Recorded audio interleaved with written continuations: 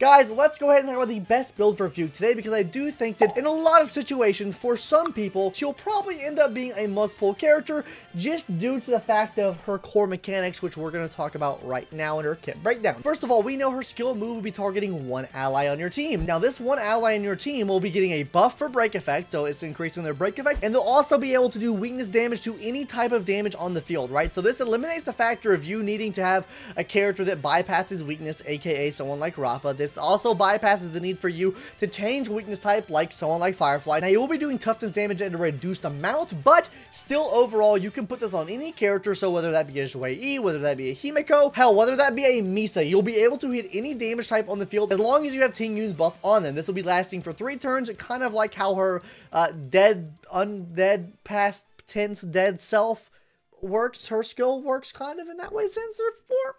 Anyways, guys, this will also be putting her in a certain state as well. They'll be unlocking her enhanced basic attack. This will basically allow her to do blast attack type damage on the enemy, meaning she hits one main target and then hits adjacent targets as well. And this could be good for certain scenarios, especially when you're dealing with fire weak enemies. And her ultimate move kind of works in the same way, right? Like, it doesn't have any type of weakness restriction on it. You're able to hit every single enemy on the field and do weakness damage to every single enemy on the field. That's great. You're not really going to need to level this up though, guys. I mean, you're not really looking for the damage here. You're mainly just looking for the toughness breaking potential that it has. The damage here is, it's okay, right? I don't think it's anything to write home about, okay, guys? Her talent move is kind of where the bread and butter comes in at, because if she only did the other stuff we mentioned before, she'd be kind of ass, not gonna lie. But this is where she comes into her own right of being kind of like a must-pull character for your account and just kind of doing her own thing, her own shtick, right? Basically, what she's going to be doing is taking the enemy's toughness bar, putting a reduced amount on the enemy's toughness after you've already broken the enemy one time. Now, the reason why this is good is because you can break the enemies multiple times in a single instance, or I guess in multiple instances, right? So you can break the enemy, get the break damage there, and then break the enemy again, get another break damage there. That also adds instances of break, so people like Himeko and Rappa will be able to take use of this. First of all, Rappa getting her stack stuff based off the amount of enemies that are being broken on the field, or the amount of times the enemy is being broke on the field, and then also Himeko getting more follow-up potential, this giving her 2 follow-up stacks every single time you break an enemy twice, which is very simple and easy to do. This will unlock so much more damage potential for all of your break characters because they'll be breaking multiple times, which is the main source of their damage anyways. And then on top of this, guys, it'll also be giving you super break as well. So I'm gonna keep it a buck with you guys. Some people will cope and tell you don't need super break. I'm not gonna say that. Super break is almost a must for any break team, maybe not a boot hill team, but for just about every single break team there is, you really need super break damage to maximize any of this damage output and put it at a reasonable level, especially with the power creep that's currently going on in the game right now with HP. Now, guys, that's really all that I want to touch on the kit per se. Let me go ahead and talk about what her best in-slot teams are, because we talked a lot about teammates back there. Super break, super break, super break. She actually has a lot of different team options you can run her on. Maybe you can't run her on as many teams as you can run someone like a Robin or a Ruan Mei on, because she doesn't have like the damage increase capabilities and stuff like that, but I still do think that she can be ran on quite a bit of different teams and still provide you with a level of support that can be used on a lot of different scenarios. That being on hyper break teams and also dual break teams, and also some niche teams in there as well. So let's go ahead and start off with kind of like the first 2 team comps here, hyper break and dual break. She can kind of work in both of these scenarios, though you're only able to buff up one character in her team, so this will be like your main breaker on the team. So namely, if you're running her on someone like a team with like Rappa and a Firefly, right, where Rappa and Firefly are your 2 main break DPS on the team, right, probably be throwing that buff on Rappa because Rappa doesn't have an opportunity to change enemy typing, whereas Firefly does, right? Firefly has its infinite opportunity to do that. Now, if you were to swap that out for someone like a Himeko or even a Zhuai, for example, right, you can maybe be putting that buff on that ally as well, and then getting that break correspondence with that character. Really, you're just putting the buff on whoever doesn't match the current typing with the current event that you're playing in. But with adding that extra toughness bar to every single enemy, this does allow her to run in these teams, because she still allows the whole team to hit the extra toughness bar and get the super break damage. So they're not necessarily losing any damage per se. You're just allowing your other teammates to bypass the weakness that the enemy currently has. Now, the same thing kind of applies to your hyper break team as well. Obviously, you would be running her on a team with like Ruan Mei, your Gallagher, Lingshot, and then your main DPS, your main breaker, whether that be Firefly, Boot Hill,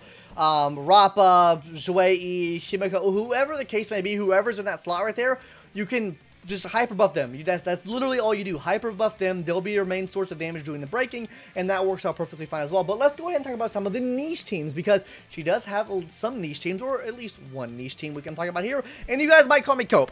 People have called me Cope for this before anyways. Acheron team. I think that she works great on an Acheron team. Now, why does she work great on an Acheron team, you might ask you too? First of all, she's inhility. So she does play an Acheron's trait, especially if you don't have her E2, right? This is going to automatically give Acheron a damage buff. Not only this, guys, it'll also be allowing Acheron to bypass any damage type just from her skill move, and she'll be putting more debuffs on the enemy as well. So this also helps out for those players that don't have Acheron's Light Cone, because Acheron's Light Cone gives her an extra debuff, which gives her an extra stack. If you have her buffed up, you have extra defense right if you're building Fugue the way I'm recommending building her today. So that also gives you an extra debuff there as well for ultimate moves. And I think something that a lot of people overlooks, right? You can actually supercharge Acheron's ult with this, because extra toughness break means extra debuffs on the enemy.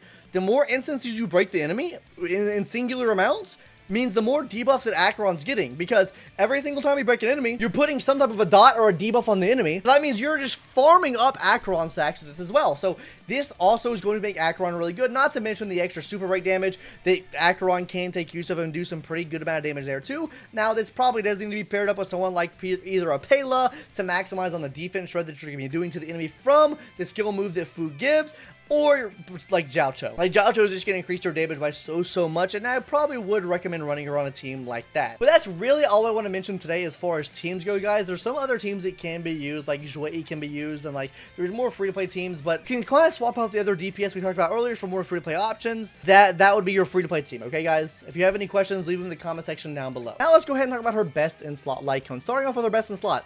Signature Light Cone, obviously her best in slot, guys. This, you can't go wrong with this. This is her best in slot. But if we're talking about second and third best in slot, solitary healing being her second best in slot, namely because it's going to be giving her a 40% increase for her break effect, which she does need a lot of break effect in her kit.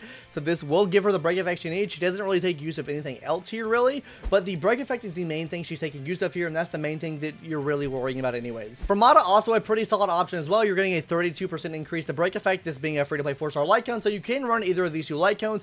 Me preferring solitary healing over for Mata personally. And then one more Light Cone I would like to mention outside that doesn't give you any break effect, which you could run if you're struggling getting enough effect hit rate, is going to be the Silver Wolf Event Light Cone. This gives you increased effect hit rate. It gives you some extra energy back. I mean, not the best Light Cone to use, but it does help you with effect hit rate, so you can use this Light Cone if it's your last resort. There are plenty of other free play Light Cones you can use on her that I really don't recommend this over everything else. But that's really all that I have to say about Light Cones now. Let's go ahead and talk about her best in slot Relic sets and Relic stats and everything you need to be aiming for and stuff like that. So first of all, guys, her best in slot 4-piece set is you guys subscribing to my channel. You just got scammed. You thought you were actually going to get it right here? If you've been watching my channel long enough, you should know. This is a scam section. Subscribe to the channel, guys. Come on. We're about to get to these 4-piece in a second here, but subscribe. I've said it 5 times now. How many more times can I say it? I say guys like 17 times. I can say it that many times, right? Subscribe. Anyways, gamers, the best Relic set that you can put on her, in my opinion, is probably going to be a 2-piece break effect, 2-piece break effect. That means 2-piece Thief, 2-piece of the Iron Cavalry, 2-piece of the Watchmaker set. Like 2-piece of either of these sets would both give you 16% break effect, 32% break effect overall. This will help her get up to the margin she needs to reach, which we'll talk about in the recommended stats in a second here. But this will be the best overall set, in my opinion, to run to help her reach her break effect threshold she needs to reach. But outside of this, guys, if you can reach that break effect threshold and you're not struggling with speed, namely if you're not struggling with speed, no, dumbass, if you are struggling with speed, sorry about that, I would recommend a 2-piece break, 2-piece speed set, because if you can't get her up to around 145 speed, then you might run into some issues with speed tuning, and you might also run into issues with the planner set we're going to talk about in a second here. So this could be another viable set that you can run on her, especially if you cannot reach at least 145 speed. Now, the last set that I want to talk about here, guys, is a 4-piece Iron Cavalry set. Now, the reason I recommend this set, guys, is if you already have your speed down, you already have your break effect down, this will increase her damage by a lot. This just gives her a huge damage increase, and if you're looking for that extra damage, then you go for that, right? Me personally, I'm not looking for damage. I'm looking for her to be usable as a support. I don't care about damage all too much, but if you want the extra damage, this would be the route to go down, especially if you can get that speed and break effect in check. Now, as far as those planar sets go, guys, I think the better overall pick for this is the Talia set, because Talia will be giving you a 36% increase to your break effect if you're over 145 speed. Like I mentioned, if you're running this set, you do want at least 145 speed here. That's why the 2-piece speed set does come in handy here, because it will be giving you an extra 36% increased break effect. Now, while I do like this set as the best overall set, if you're using her strictly on a fire team with strictly Firefly, you can run the Forge set here, because Forge set not only gives you speed, it also gives you 40% increased break effect, which is obviously higher than the other set we mentioned before, just for having fire weakness on the enemy, right? So Firefly makes every weakness basically fire weak anyways, so you'll basically always have an extra 40% break effect here. Now, that's kind of all I want to mention on sets here. Let's go ahead and talk about those stats, because stats are super important for her, and there are certain margins and thresholds you need to reach. So for the main stats, guys, we're going to be kind of all over the place here. For the boots, it's going to be speed. For the body, it's going to be effect hit rate. For the rope, it's going to be break effect. And finally, for the orb, it's going to be kind of whatever defensive stat you can get to make her survive. Now, the reason I don't recommend energy regen, her ult literally doesn't really do too much anyway. So I'm not really worried about popping her ult off. Like, it doesn't do enough, in my opinion, to really warrant energy regen here. So I would recommend break effect here to make sure she's reaching her 250 margin she needs to reach there. So these are the main stats I recommend running. Let's go ahead and talk about some of those substats now. Break effect, effect hit rate, speed, and defensive stats. For break effect, I recommend 250 while in battle. Now, you can have less than 250 before you enter battle. It just really depends on what team you're running her on. If you're running her on a dual DPS team, then you probably need to focus more on your break effect stats before you enter the battle. Versus if you're running on a hyper break team, then you don't need to worry about that as much, because Raw May will help you out there. Just do your own calculations on that. It really just depends on where you're at with that, but still would recommend getting close to that 250 marker. Effect hit rate's going to be around 67%. This will be so that she'll be able to hit every single enemy with a defense down debuff coming from her skill on the ally that's hitting the attack on them. So 67% here is the margin you want to reach, and 145 plus speed. Obviously, we're running Talia here, guys. 145 is the minimum. If you're running on a hyper break team, obviously you get a 10% speed increase from someone like Ruan Mei, so you could probably have a little bit lower in your stats. You want to make sure all of these stats are on par with what I have here on screen while you're in battle. Just keep that in mind. While you're in battle, none of these stats are stagnant to your actual stats outside of battle, but you want to make sure these are your stats in battle. And then finally, like I said, defensive stats, HP, defense, effect res, anything like that to keep her alive is the main bread and butter there. Anyways, guys, that's going to do it for today's video. Hopefully you enjoyed. Subscribe to the channel. That's the 17th time I've said that. And yeah, that's going to do it, guys. See you later. Bye-bye.